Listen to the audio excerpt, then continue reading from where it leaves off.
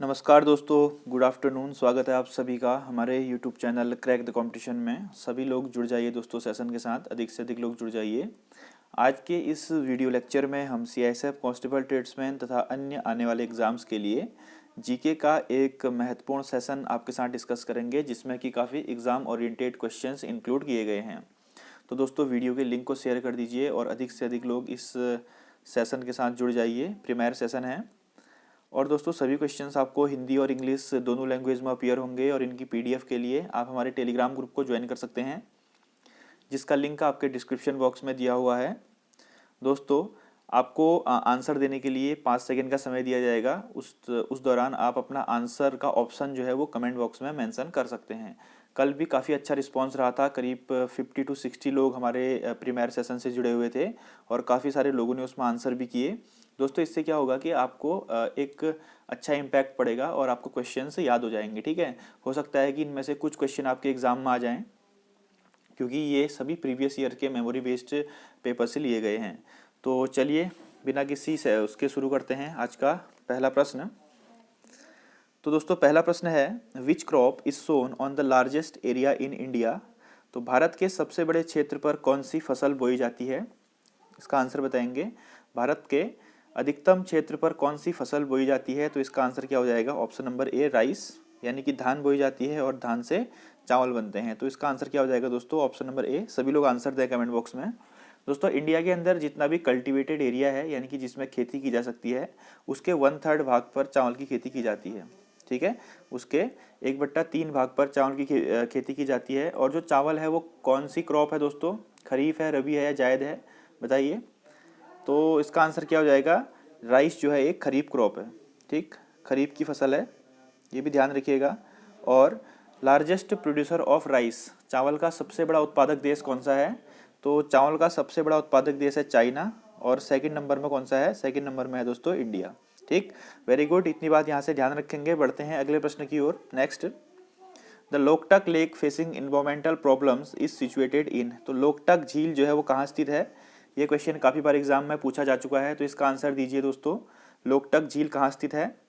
तो इसका आंसर क्या हो जाएगा? लोकटक झील जो है नॉर्थ ईस्ट की लार्जेस्ट फ्रेश वाटर लेक है, ताजे पानी की नॉर्थ ईस्ट की सबसे बड़ी झील है। और यह कहाँ स्थित है दोस्तों? यह मणिपुर में स्थित है, ऑप्शन नंबर सी। ठीक है, वेरी गुड, सब लोग आंसर दे रहे हैं। तो ऑप्शन नंबर सी मणिपुर में इसका सही आंसर हो जाएगा। Next, who was the first Muslim president of Indian national Congress. तो बहुत ज़्यादा बार पूछा गया क्वेश्चन है कि भारतीय राष्ट्रीय कांग्रेस के पहले मुस्लिम अध्यक्ष कौन थे। तो दोस्तों, भारतीय राष्ट्रीय कांग्रेस के पहले मुस्लिम अध्यक्ष कौन थे? मोहम्मद अली जिन्ना, बदरुद्दीन तैयब जी, सर सैयद अहमद खान या अब्दुल कलाम आज़ाद। तो कौन थे इनमें से? तो option number B, Badruddin Tyabji इसका राइट आंसर है। ठीक, तो भारतीय राष्ट्रीय कांग्रेस के पहले मुस्लिम अध्यक्ष थे बदरुद्दीन तैयब जी। काफ़ी इंपॉर्टेंट क्वेश्चन है दोस्तों। यहाँ से एक दो क्वेश्चन जो कि एग्जाम में पूछे जाते हैं उनको ध्यान रखिए। भारतीय राष्ट्रीय कांग्रेस के सबसे पहले अध्यक्ष कौन थे? First president of Indian national Congress, वो थे व्योमेश चंद्र बनर्जी। कौन थे दोस्तों? व्योमेश चंद्र बनर्जी। और पहली महिला अध्यक्ष, first female president of Indian national Congress, तो भारतीय राष्ट्रीय कांग्रेस की पहली महिला अध्यक्ष थी एनी बेसेंट। तो ये तीन चीज ध्यान रखेंगे। यहाँ से बढ़ते हैं अगले प्रश्न की ओर। अगला प्रश्न है, who compiled the tales of the Panchatantra. तो पंचतंत्र की कहानियां आप लोगों ने जरूर सुनी होगी। ठीक है, तो पंचतंत्र की कहानियों को किसने संकलित किया था या उनके लेखक कौन थे? तो इसका आंसर क्या होगा दोस्तों? ऑप्शन दीजिए। ऑप्शन में से आप अपना ऑप्शन कमेंट बॉक्स में मेंशन कर सकते हैं। तो पंचतंत्र की कहानियां किसने लिखी थी? Option number C, Vishnu Sharma ने। ठीक है, option number C, Vishnu Sharma ने पंचतंत्र की कहानियों को कंपाइल किया था। Next, atmospheric pressure is measured by. तो वायुमंडलीय दबाव जो होता है, एटमॉस्फेरिक प्रेशर, हम उसको किसके द्वारा मेजर करते हैं? उस इंस्ट्रूमेंट का नाम बताइए जिसके द्वारा हम वायुमंडलीय दबाव को मापते हैं। तो इसका आंसर सभी लोग कमेंट बॉक्स में देंगे दोस्तों। इसका आंसर क्या हो जाएगा? Atmospheric pressure is measured bye barometer, option number ए। ठीक है, बहुत बढ़िया, बैरोमीटर इसका राइट आंसर है। दोस्तों, आप लोग अपना स्कोर भी हमें कमेंट बॉक्स में मेंशन कर सकते हैं। कल भी काफ़ी सारे स्टूडेंट्स ने अपना स्कोर मेंशन किया था कि उन्होंने कितने क्वेश्चन आउट ऑफ 20 सही किए हैं। ठीक, तो काफ़ी अच्छा रिस्पॉन्स रहा था कल भी। तो चलिए अगला प्रश्न, the site of respiration inside the lungs are. तो फेफड़ों के अंदर श्वसन की जो साइट होती है, श्वसन का स्थान है, होता है, उसका नाम बताइए। बताइए दोस्तों। The site of respiration inside the lungs, कहाँ पर होता है? लंग्स के अंदर रेस्पिरेशन। तो इसका आंसर हो जाएगा ऑप्शन नंबर ए, एल्वुलॉय में। ठीक है, कहाँ पर होता है? एल्वुलॉय में। दोस्तों जो एल्वुलॉय है उसके through diffusion of oxygen and CO2 takes place in the lungs. Oxygen और कार्बन डाइऑक्साइड का डिफ्यूजन भी एल्वुलॉय के थ्रू ही होता है। तो ऑप्शन नंबर ए इसका राइट आंसर हो जाएगा। ठीक, नेक्स्ट है हु रोड हर्षचरित। तो हर्षचरित नाम की पुस्तक किसने लिखी थी? तो ये बहुत ज़्यादा पूछा जाने वाला क्वेश्चन है, ये RRB NTPC के एग्जाम में भी पूछा गया था। तो हर्षचरित की रचना किसने की थी? सब लोग आंसर दीजिए, किसने की थी हर्षचरित? कितना दोस्तों?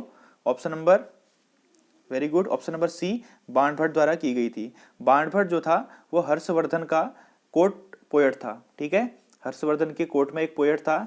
और हर्षवर्धन दोस्तों एंशिएंट इंडिया में एक राजा था जो कि वर्धन वंश या फिर पुष्यभूति वंश का राजा था। कौन से वंश का था? वर्धन वंश या फिर पुष्यभूति वंश का राजा था हर्षवर्धन। ठीक, और बाणभट्ट ने कादम्बरी नाम की पुस्तक की रचना भी की थी। ठीक है, तो बाणभट्ट ने एक तो हर्षचरित लिखी थी, दूसरी कादम्बरी लिखी थी। इतनी बात आप यहाँ से ध्यान रखेंगे। अगला प्रश्न, सब लोग आंसर दीजिए दोस्तों, अधिक से अधिक लोग को लिंक शेयर कर दीजिए ताकि सभी लोग इस सेशन से जुड़ें और सभी को इनका बेनिफिट प्राप्त हो। अगला है the saliva help in the digestion of. तो जो हमारे मुंह में लार होती है वो किसके पाचन में हमारी मदद करता है? सब लोग बताएंगे। The saliva help in the digestion of, option number B, starch. ठीक है, तो सलाइवा जो है दोस्तों वो स्टार्च के डाइजेशन में मदद करता है। सलाइवा में 98% पानी होता है और इसमें एमाइलेज नाम का एक एंजाइम पाया जाता है। सलाइवा में कौन सा एंजाइम पाया जाता है? एमाइलेज। ये भी ध्यान रखिए, एग्जाम ओरिएंटेड क्वेश्चन है। एमाइलेज का काम क्या होता है दोस्तों? जो कॉम्प्लेक्स शुगर होती है, जो कॉम्प्लेक्स शुगर होती है उसको सिंपल शुगर में कन्वर्ट कर देता है। ठीक, जो कॉम्प्लेक्स शुगर होती है उसको सिंपल शुगर में कन्वर्ट कर देता है। तो इसका आंसर क्या हो जाएगा? Option number B, starch. Saliva क्या करता है? स्टार्च के डाइजेशन में हेल्प करता है। Next, which is the anticoagulant substance in the blood. तो रक्त में एंटीकोगुलेंट पदार्थ कौन सा होता है? सभी लोग इसका आंसर देंगे। तब तक मैं आपको कुछ एडिशनल इन्फॉर्मेशन बता देता हूँ। एंटीकोगुलेंट का अर्थ होता है दोस्तों जो कि किसी भी चीज को जमने से रोकता है। तो ब्लड में हमारा एक एंटीकोगुलेंट पदार्थ होता है, उसका नाम क्या होता है? Option number, heparin. इसकी वजह से क्या होता है कि ब्लड जमता नहीं है, ब्लड लगातार फ्लो करते रहता है हमारी बॉडी में। ठीक, अगर हिपेरिन नहीं होगा तो क्या होगा कि हमारी बॉडी में ब्लड कोगुलेट कर जाएगा और हमारी मृत्यु हो जाएगी। तो ऑप्शन नंबर 20 का राइट आंसर है। Very good, anticoagulant substance in blood क्या हो जाएगा? हिपेरिन। ठीक, next, Thomas cup is associated with. तो थॉमस कप जो है किस खेल के साथ जुड़ा हुआ है? थॉमस कप दोस्तों किस खेल के साथ जुड़ा हुआ है बताइए सब लोग। तो इसका आंसर क्या हो जाएगा? ऑप्शन नंबर ए, बैडमिंटन। थॉमस कप किस खेल के साथ जुड़ा हुआ है? बैडमिंटन। और अगर आपसे पूछा जाएगा कि Uber cup, UBER, Uber cup किस खेल से जुड़ा हुआ है? तो उबेर कप भी बैडमिंटन के साथ जुड़ा हुआ है। ठीक, और संतोष ट्रॉफी किससे है दोस्तों? संतोष ट्रॉफी किस फील्ड में है? फुटबॉल के फील्ड में। ठीक, संतोष ट्रॉफी किस फील्ड से जुड़ी हुई है? फुटबॉल की फील्ड से। तो ये भी ध्यान रखिएगा। अगला प्रश्न, the term steeple chase is associated with which of the following sports.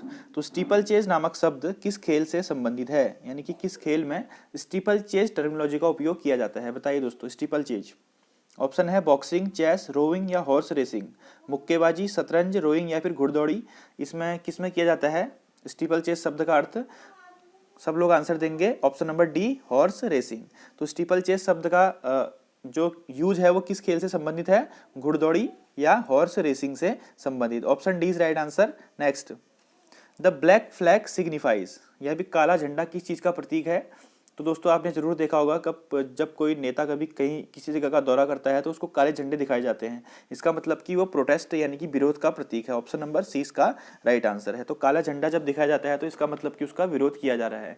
और सफेद झंडा किस चीज का प्रतीक है दोस्तों? सब लोग बताइए। व्हाइट जो फ्लैग है वह पीस यानी कि शांति का प्रतीक है। ठीक, जब कहीं भी युद्ध होता है तो युद्ध विराम के लिए पहले सफेद झंडे दिखाए जाते हैं। Next, the unit of current. Current यानी कि धारा की इकाई क्या होती है? The unit of current, basic सा क्वेश्चन है। ये क्वेश्चन एग्जाम में पूछा गया था कि करंट की यूनिट क्या है? तो इसका आंसर है option number C, ampere. Current की यूनिट क्या है दोस्तों? एम्पियर है। ठीक, अगला, where is the permanent secretariat of SAARC is located. तो सार्क कंट्रीज जो हैं, तो सार्क का स्थायी सचिवालय कहाँ स्थित है? इसका आंसर क्या हो जाएगा?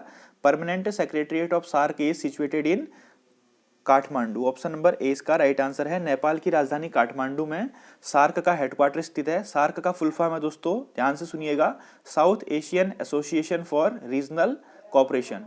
South Asian association for regional cooperation, इसकी स्थापना हुई थी 1985 में। और इसमें कौन कौन से देश हैं उनके नाम भी देख लीजिए।